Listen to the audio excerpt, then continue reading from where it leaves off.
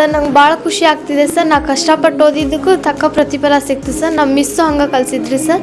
ನಮ್ಮ ತಂದೆ ತಾಯಿ ಇಷ್ಟಪಟ್ಟಂತೆ ನಾನು ಮುಂದೆ ಒಂದು ಉತ್ತಮವಾದ ಸ್ಥಾನದಲ್ಲಿ ನನ್ನ ಗುರಿಯನ್ನು ನಾನು ತಲುಪಲು ಪ್ರಯತ್ನ ಪಡ್ತೀನಿ ಸರ್.